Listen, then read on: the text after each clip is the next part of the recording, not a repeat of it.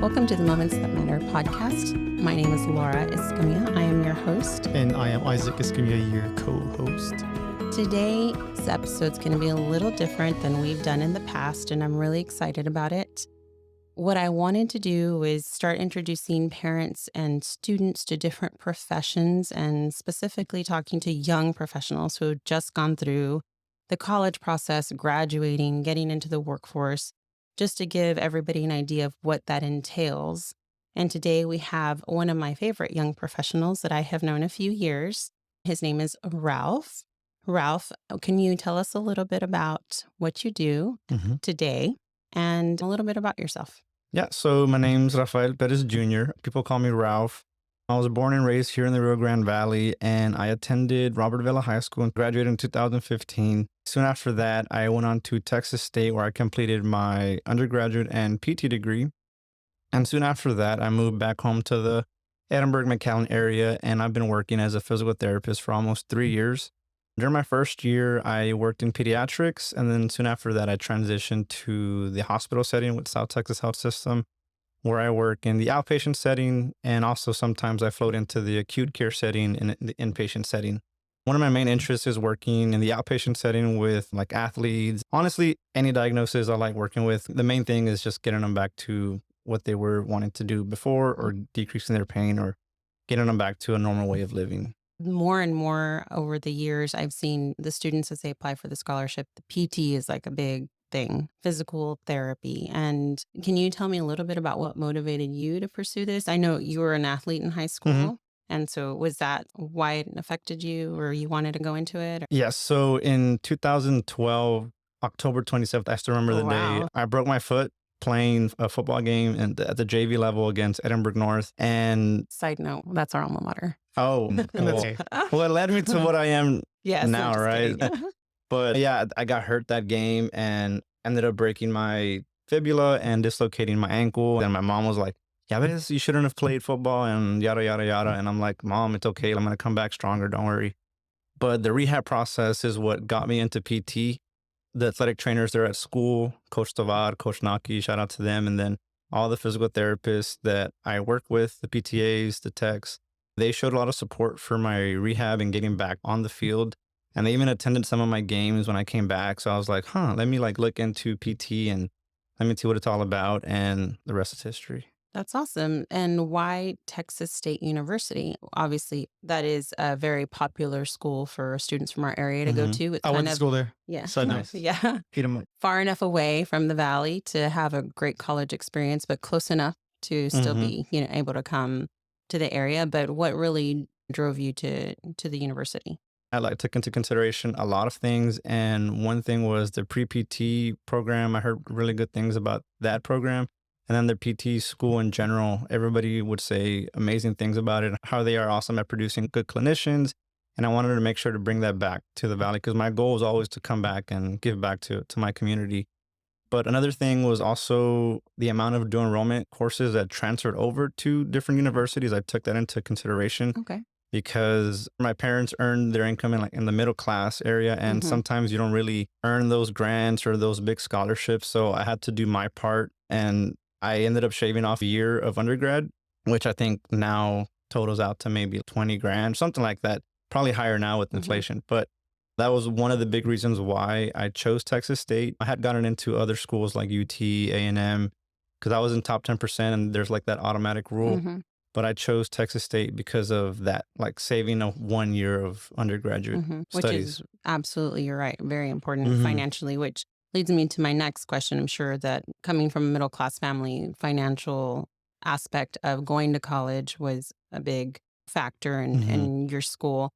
And you are a STAR scholarship recipient. That's where we met. Yes. Many years ago, from the very start of your academic career. So obviously you did get the STAR scholarship, but were you able to get other scholarships coming from the middle class? Because a lot of scholarships are Pell Grant eligibility and that type of thing. What was your experience with that? So back in the day, it's crazy that I graduated high school almost 10 years ago. Time flies. But there was something called the Beyond Time Loan. I don't know if you guys ever heard of it. But what's that? Share more. Yeah. Yeah. That beyond time loan is they forgive everything that you borrowed if you graduate undergraduate or if you graduate from undergrad in less than 4 years. So that was my plan, my like ticket to tell my parents, hey, like you don't have to worry about anything. I'm gonna take care of it. But I still remember to this day when I got that email, we were at South Padre Island on a family vacation and I get an email saying, hey, the beyond time loan, it's no longer a thing. Those who already have it will be grandfathered in.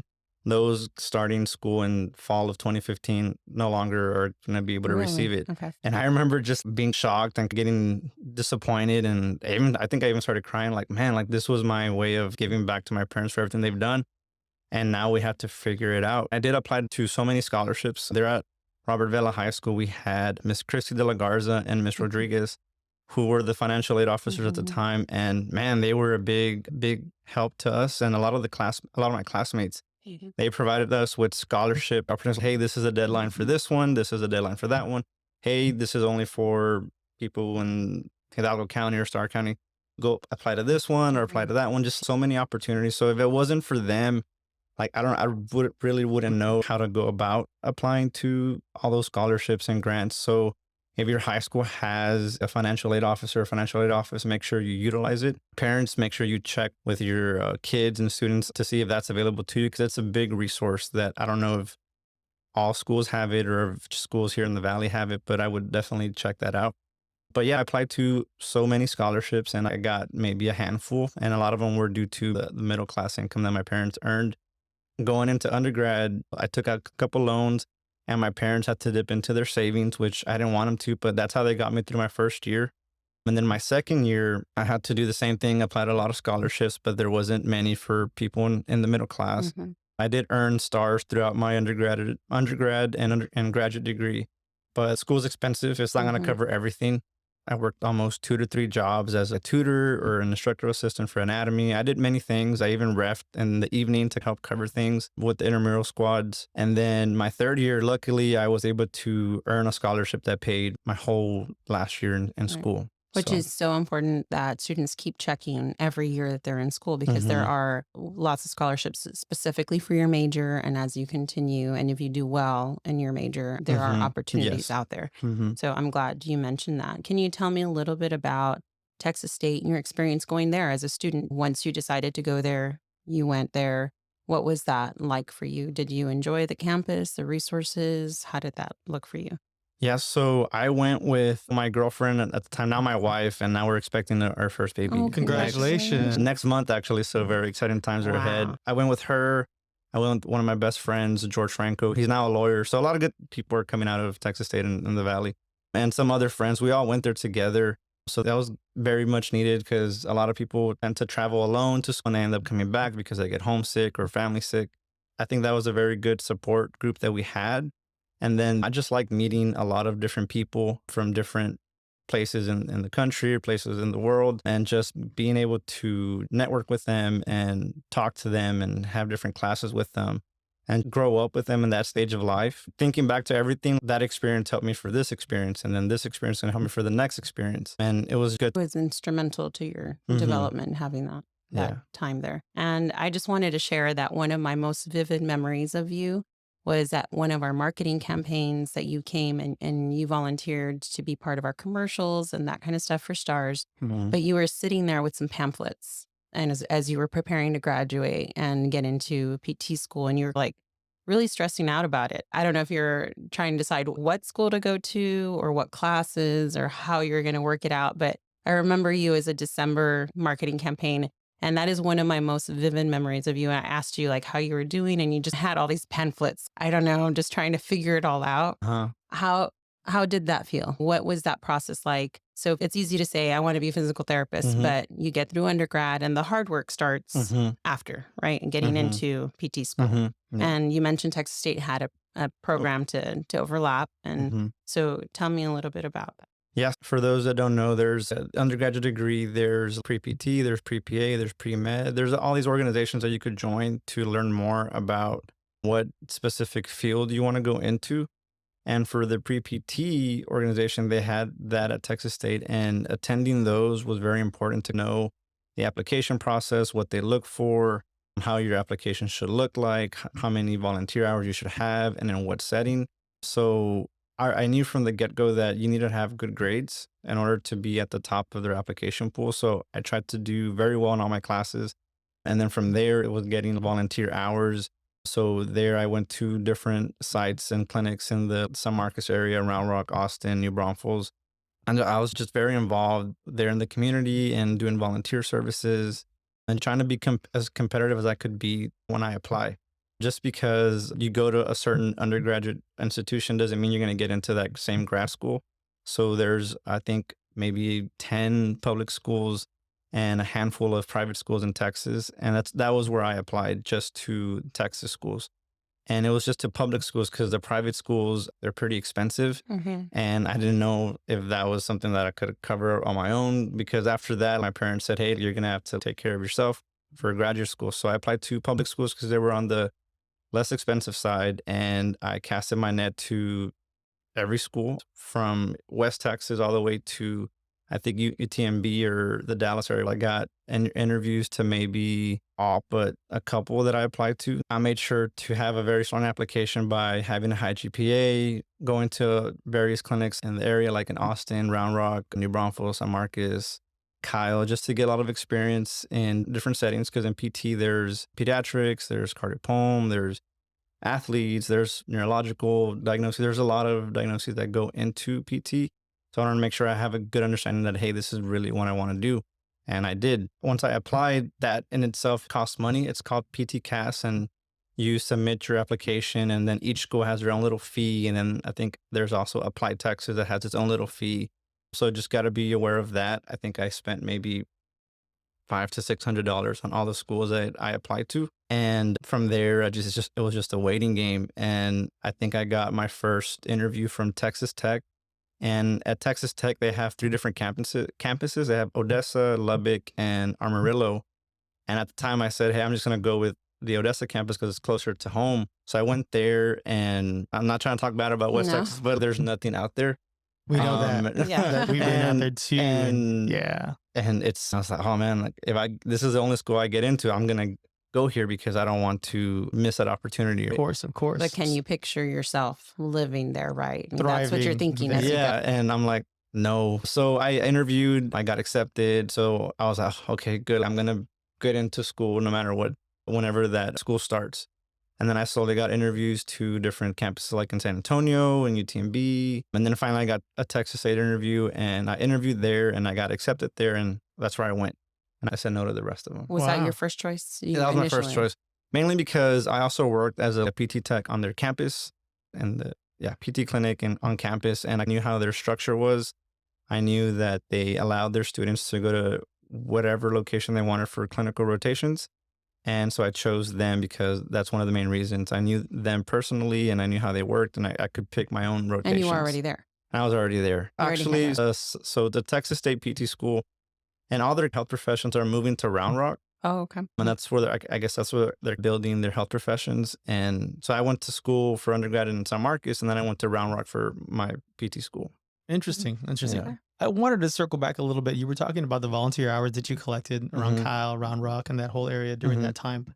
Is that accessible to everyone? Is it easy to get those volunteer hours? Because I know that for other disciplines and for other majors, sometimes getting in the door just to observe and just to get those kind of hours can be really difficult. And I work in technology, and sometimes people come by and, can we just help volunteer and shadow you and see what you do? And many times we don't have availability for those things. Is it easy? Is it difficult? What's that process like for the volunteers? So for me, what I did was I got a list I Googled like PT clinics in the area, hospitals in the area, and I called so I didn't really go during semester hours. I went during breaks because I wanted to focus on school. But I called all those clinics and said, hey, do you guys take volunteers? I'm going to apply to PT school in a couple months. And they said, yeah, sure, come along. And some said, no, we don't do that here. So just calling each location. And compiled a list. Compiled the list. And I think the pre-PT organization that I was a part of had a list, an Excel sheet on who allows those to volunteer and those who doesn't. Field-specific groups that are available as an undergrad to be a member of are really important, you'd say, to help guide you through this process. Because otherwise, would you have had this information on volunteering and how to do that without being a part of the group? It would have taken me more time to get that information by myself as opposed to just having it available The as a resources. resource from the organization. Yeah, so truly the organization has a lot of value. And each organization is different at each school. I can't speak about any other organizations, but Sure. Texas State's. Yeah, that's the only one I've been exposed to. So That's nice. And it's really difficult. And I people come in all the time and ask Mhm. questions like, hey, do you guys can we just shadow or have some volunteer hours? And you feel bad not being able to say Yeah. yes.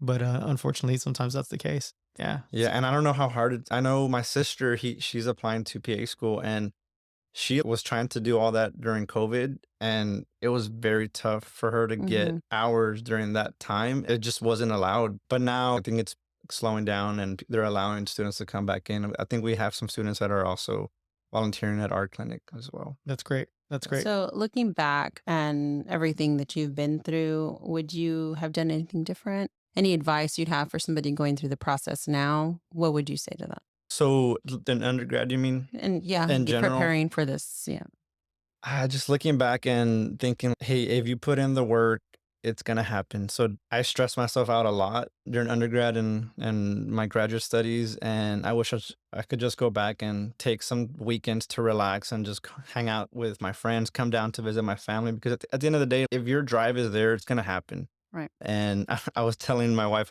yesterday that because I was preparing for the podcast, that I should have not gained the freshman 30, the freshman 15, I gained an extra 15. So I should have just had a better life balance. I should have just kept going to the gym, going on that daily exercise that now we all preach. But yeah, For your own mental health. for mental health. Yeah, instead of trying to just study all the time. And Mhm. I even developed sleep paralysis, which is very scary.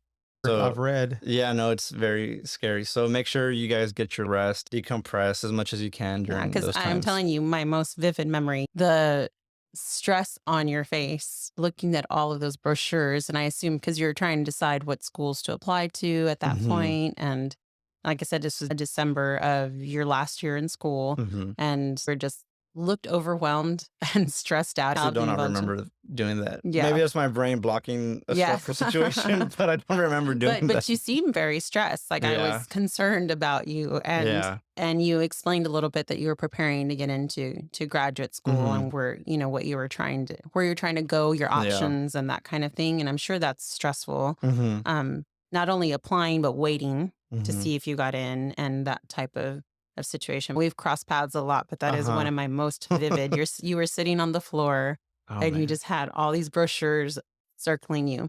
And it came up recently because we had that marketing campaign again, and there's Mhm. another recipient of ours that is going to dental school, but Oh, in the cool. same process. Mhm. And he's really stressed out about applying and where to go and where he can finance, where he can get a scholarship. And STARS is one of the few scholarships that will help through graduate school. So he kept asking me questions and so I can apply for STARS again. I'm like, yes.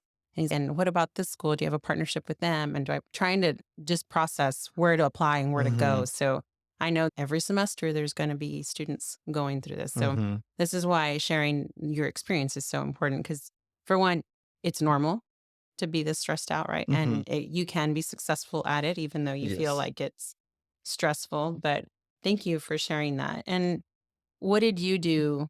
You didn't decompress. You were very stressed out. Mhm.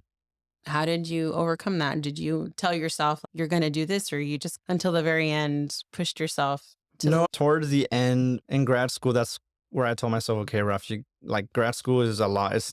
People describe it as like a fire hydrant just exposed all over your face. And that's why you're just trying to get as much information as you can. And I just told myself, hey, I know you have a test on Monday. You've already did all the preparation during the week. Go hang out with your friends on the weekend, or go do something fun, or play video games if that's what you do. And that's what I did. I just listened to myself, and the brain is weird. If you give it rest, it's actually gonna work better. Right? Absolutely. But as a student at that time, you're like, no, I need to know this little detail, that little detail. But we're already that far into school that you're able to thought process and critically think on an efficient level. So I just told myself that, and I found myself having better results throughout PT school, and I wasn't as stressed out, and everything was just flowing a little bit more naturally, as it should. Yeah. I love that.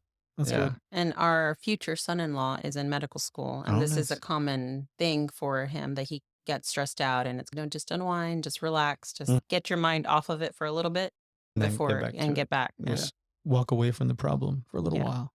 Yeah. So, can you share any insights as to how important it is to network? Like you said, you went through, Googled all the clinics and all that Mhm. kind of stuff. But I'm sure once you were there, it was probably important that you get to know doctors for letters of recommendation and to account for your volunteering Mhm. and that kind of thing.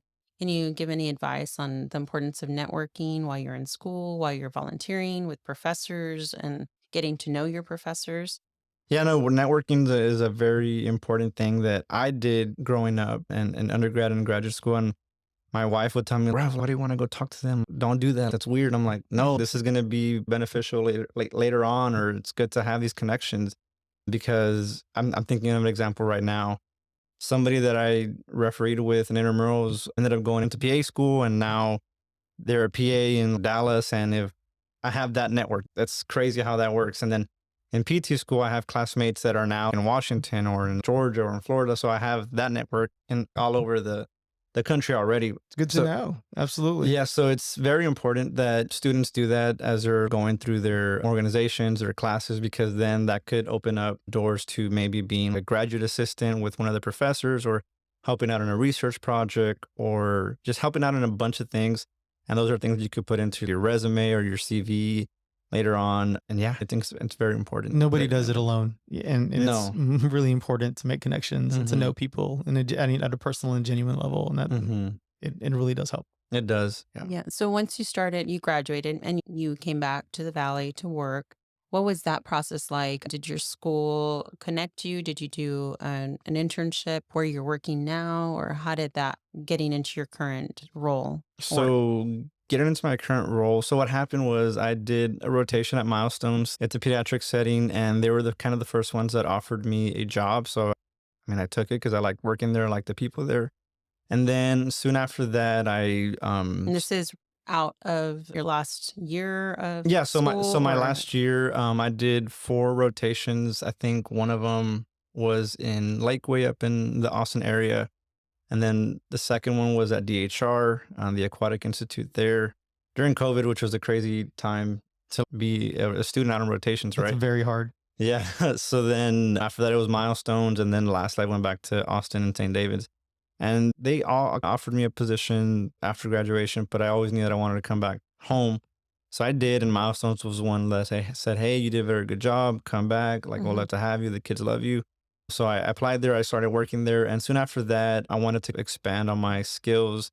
And I saw a job opening at McAllen Medical. And it's a level 1 trauma center now.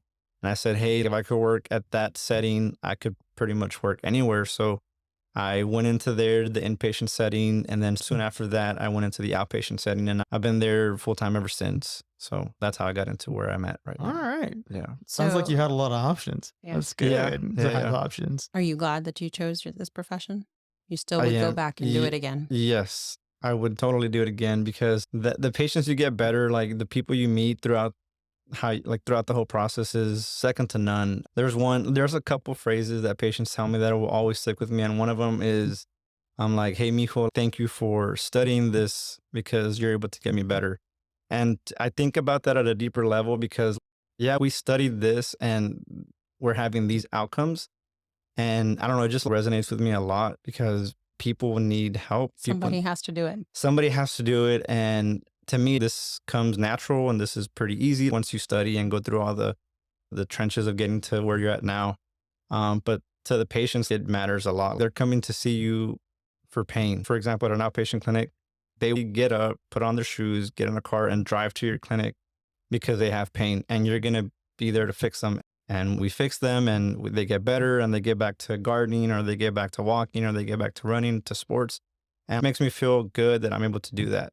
Absolutely. Yeah, for you're them. giving them that quality of life back, Mhm. something they may have lost along the way. And it's huge, very Mhm. meaningful. Very It was meaningful. given to me and then now I'm giving it to others. Yes, And indeed. I find the students that I've met going into physical therapy have similar stories. They were injured and that really affected them, how they were treated and how that whole process went. So I think Not saying every physical therapist was injured at some point, Yeah. but probably a lot. Can you share a little bit about what your daily life is like? You're getting up, going to work, those hours, just to give a real glimpse of what it truly takes once you're in the profession. hmm Yes, it works differently in different settings. I work in the outpatient setting mostly, and there it could be 8 to 5, it could be 8 to 6, 8 to 7, 9 to 6. Just it could be a variety of hours to accommodate for those people that come in after hours and those kiddos that come in after hours.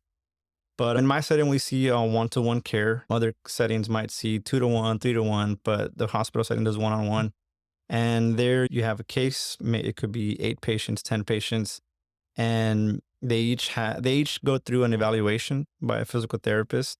And from there, that physical therapist puts together a plan that either another PT or a PTA has to follow to get them better. And so my routine is I go in 15 minutes early, chart review all my patients, make sure I'm progressing them accordingly to what they've been doing, not do the same thing over and over. And yeah, for example, if there's an evaluation, I read the doctor's note, the script, or if they are a direct access patient, they come in and you have to figure out on your own what's going on. And that's the cool thing about the DPT, because back then it used to be a bachelor's of PT, now a master's. And then now it's a doctoral degree. And in the state of Texas, you're able to see a patient without a referral from a doctor for, I think, 15 days. I know it varies from state to state, but that's how it is in Texas. Just depends. You're able to see what they're coming in for and develop your own plan. And then there's also something called reevaluations where, depending on their insurance or if they're Medicare or Blue Cross, you have to do a reevaluation every 10 visits or 30 days. And you decide, are you getting better? Do you want to continue therapy? They still need their care. If they still need it. And then PTs are also in charge of discharge planning. And if they've already met all their goals, you sometimes develop a home exercise program for them to do at home. And yeah, that's kind of what That's I a do. lot. That's yeah. really thorough. That's actually quite a bit. No, it is. But I mean, to me, it just comes natural. But you're enjoying it. Yeah, I'm so enjoying it. It doesn't feel like work, as much No. work as it sounds. No, there's a lot of paperwork too with it. Sure. Every time you see them, you have to document everything you do. And then sometimes insurances give you a hard time and deny services. And there I go, writing a letter of medical necessity on why they need care, and they approve it. And I'm like, why couldn't you just approve it the first time? It's like a battle sometimes, depending on insurances, some insurances. We've come to expect that. Yeah. How do you see the field changing in the future? So AI is a big topic, and that can make documenting faster. It could maybe help you out with letters of medical necessities. Telehealth is a big thing. I know a lot of companies are hiring PTs for a telehealth practice to do that. How does that work exactly? Isn't PT, you have to And see yeah, them to me, it could be beneficial to some, and to those that need that manual from a therapist. I don't know how it would really work.